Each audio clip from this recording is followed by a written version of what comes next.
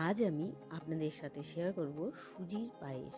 খুব সহজ এবং খুব কম সময়ে তৈরি হয়ে যায় আর খেতে কিন্তু ভীষণই সুস্বাদু। চলুন দেখে নেওয়া যাক আমি কিভাবে বানিয়েছি।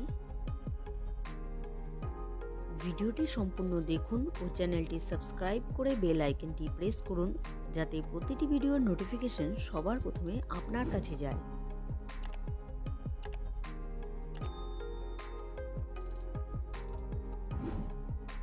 তাহলে সুজি পায়েসটা বানানো যাক।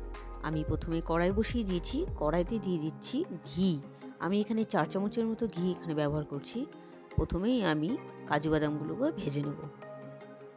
আমি কাজু বাদাম ভেজে নিচ্ছি। কাজু বাদামটা ভেজে আমি নামিয়ে নিচ্ছি।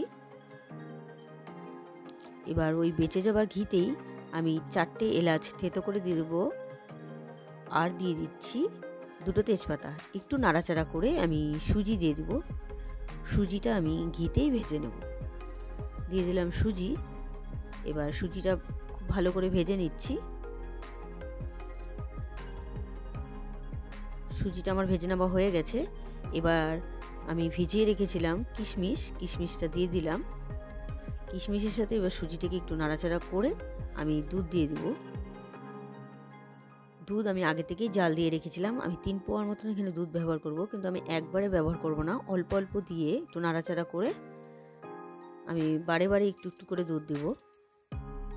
গ্যাসের ফ্লেমটা কিন্তু একদম লোতে রাখতে হবে যখন দুধ দেব।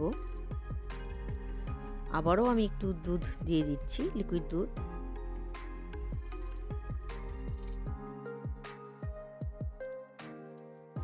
সুজিটা বসে গেছে, আবারও একটু দুধ দিয়ে দিতে হবে। যেহেতু পায়েস একটু পাতলাই হবে, একবারে কিন্তু দুধ দেওয়া যাবে না, তাহলে কিন্তু সব দুধ টেনে নেবে।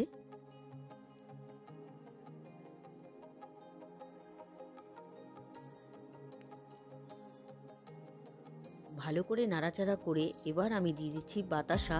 আপনারা চাইলে চিনি কিংবা গুড় ব্যবহার করতে পারেন। আমি এখানে বাতাসা ব্যবহার করছি।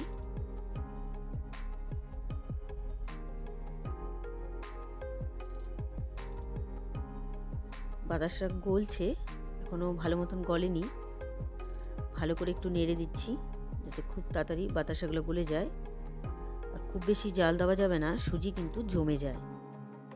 আমি দিয়ে দিচ্ছি এখানে একটু নুন, পায়েসের স্বাদটা একটু বেড়ে যাবে।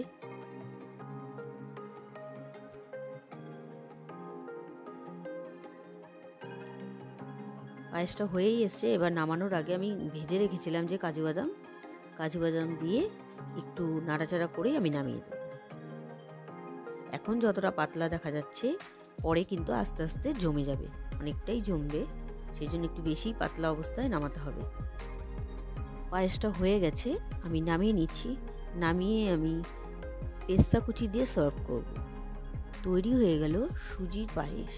খুবই সহজ পদ্ধতিতে এবং খুবই কম সময়, খুব কম ইনগ্রেডিয়েন্টস দিয়ে তৈরি হয়ে যায় সুজির পায়েস। আপনারা বাড়িতে একবার ট্রাই করে দেখতে পারেন, আপনাদের আশা করছি ভালোই লাগবে।